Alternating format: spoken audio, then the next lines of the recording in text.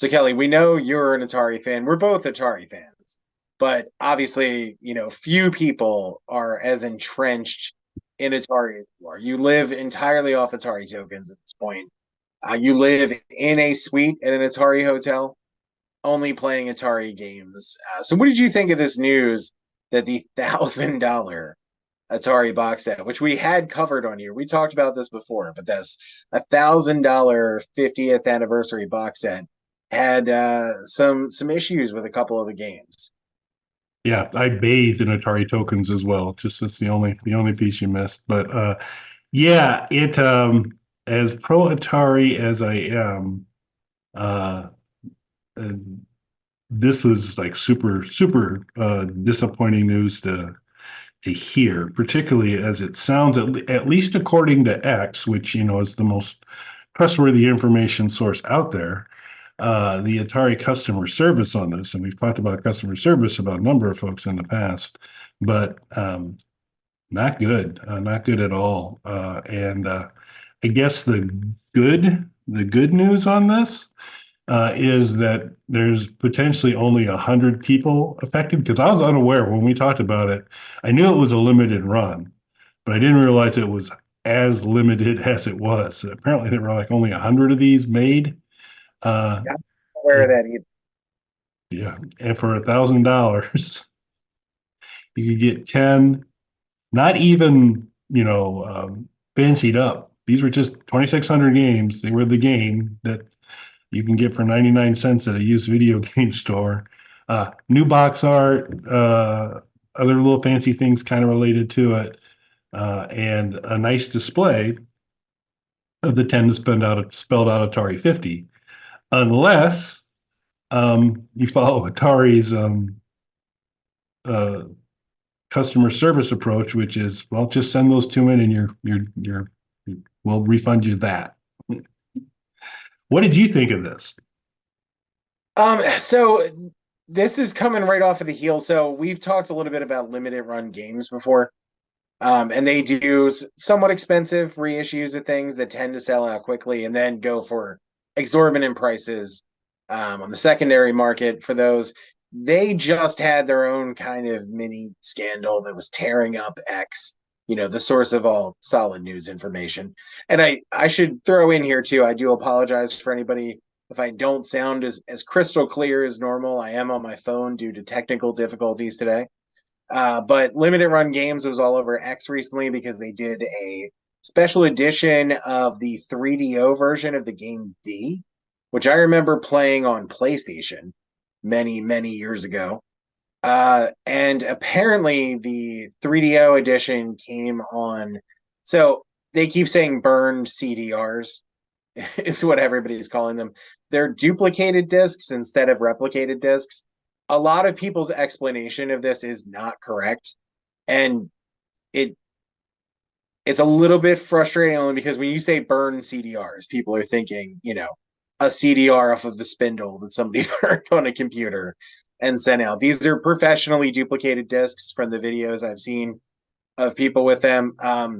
Under normal circumstances, contrary to what a lot of things out there say, burn duplicated discs are the same in quality as replicated discs. And I know there's people are going to argue with that in the comments here, but I actually manufactured discs for a while because I left the record label that I was on and I bought CD manufacturing hardware and turned my apartment at the time into a factory. And there's a picture that I wish I could find of our apartment covered in tarps with CDs drying. The ink on the CD is drying, just thousands of CDs because it was right before we went on tour. So I know a substantial amount about the disc manufacturing process, both duplicated and replicated discs. The real problem with these isn't so much just that they're duplicated or replicated discs. It's that certain models of 3DO, and this is something we talked about when we were talking about 3DO in the past, won't play duplicated discs. In fact, certain models of 3DO, because different manufacturers made the actual hardware, wouldn't even play the original games on there. So some people are putting out all this money for something they can't actually play on the real hardware. So this is coming right on the heels of that. And this sounds like a similar kind of issue where essentially just two of these games don't really play right. One of them, it sounds like you can fix. There's an issue with the way the PCB is in the cartridge, if I understood correctly in the Yep. video. Yeah, just a small problem. About the only problem you could have. I guess you could insert the PVC. You could insert it backwards. And but you think that would be a clue. You'd see that. But apparently they install these upside down.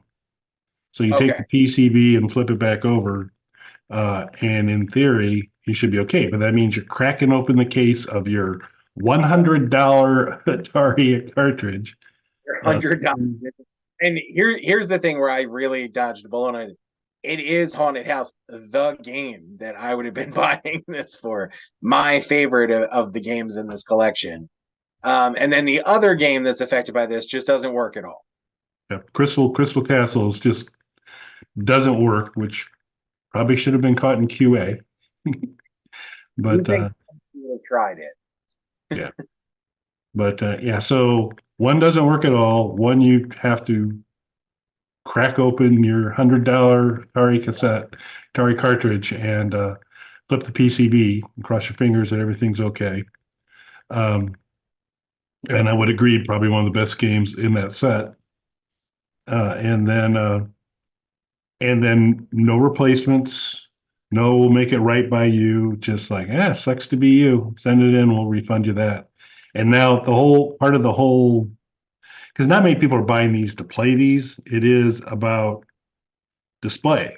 And one significant way to display it is all of them in their little bookcase spelling out Atari 50. And I'll see if I can get a screenshot of the post, um, where he shows kind of, well, this is what it'll look like now, which is not good. So, um, And I wonder too if this is a situation where maybe somebody did catch that there were some issues. They were like, there's only 100 of them and people paid $1,000. They're just putting them up on the shelf anyway. yeah, counting on them not playing them at all. That could be. So, Yeah. I wonder if they were just like, what's one person going to complain? We'll just refund that guy. So I wonder if it was something like that. And, going back to the limited run games thing, I wonder if, because I have to imagine a company like Limited Run Games is aware of 3DO compatibility issues. If we're aware of it, the company making discs should be aware. And if they knew that manufacturing the discs a certain way was going to make it even less compatible across systems, they had to be aware of this. And I have to think they were just like, well, people are paying, $100 or whatever it is for this, and it's in a big display box and everything. They're just putting it up on a shelf. They're not really playing it. It doesn't matter. yeah, not the ideal customer positioning there. No, absolutely not. But this is far more egregious to me, because at least, I mean, some people can play the 3DO version of D. Nobody can play these games unless you crack open Haunted House and hope for the best. And Crystal Castles doesn't play at all. So these are just broke. Yep. Some people can't play them or this or that. These just don't work.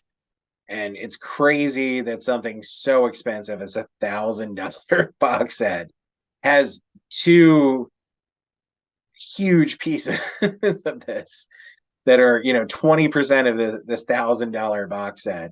Just doesn't work. Yeah, and it seems eminently doable that you could get an Atari 2600 game to play. Because it's not like, oh no, we're going to be pushing the limits of the hardware. I have no idea how this will work. It was, if anything, these should be able to play. And if you could do it on 8 out of the 10 or 9 out of the 10 if you install things right. Um, it's just sloppy on that, so it's unfortunate. I'm not going to move. I'm going to stay in my suite in the Atari Hotel. I'm going to continue to bathe in tokens, but they should get their act together and treat these 100 people a little better. But Yeah, and especially, I mean, these are all, I mean, while these are a great lineup, just a real murderer's row of games, these are games that have been reissued on everything at this point. They can absolutely manufacture these games. Atari themselves has been putting out new Atari cartridges that work. So I mean, there's absolutely no excuse for this not to work. And then you throw $1,000 price tag. Like I would be annoyed if I paid $20 and it didn't work when the games are available everywhere. Yep. And they're manufacturing these cartridges again, brand new cartridges. So there's no reason for this not to work. But if I paid $1,000 for it, I I would go insane. It wouldn't just be a tweet or an X or whatever it's called. Yeah. Yeah. I think it's a post. I don't know. But so usually less than 20% of our shows are something horribly wrong with it. We do have, Mike has some technical issues today. I, in a show of solidarity, decided to go off my webcam microphone versus my condenser microphone for the session. I forgot. But less than 20% of our shows flawed. And so that at a minimum, and we don't charge you $1,000. So you should subscribe to the Bug Panda YouTube channel. And with it coming free with that subscription, no extra cost to you is a usually daily release of Hard No, the world's shortest podcast, less than 1 minute of fun.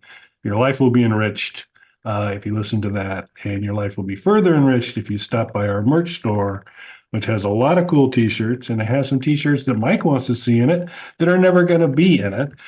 So there's that as well. So check out the merch store and not see what Mike's not going to get. And anything else you'd like to add before we wrap this one up? No, I mean, obviously, you guys should go back, check out all of our episodes. There's some music that's popping up for you guys to listen to, including the fan-made Booty Dust tribute EP. Yeah. Yeah, that's out. So Favorite. link not in description. So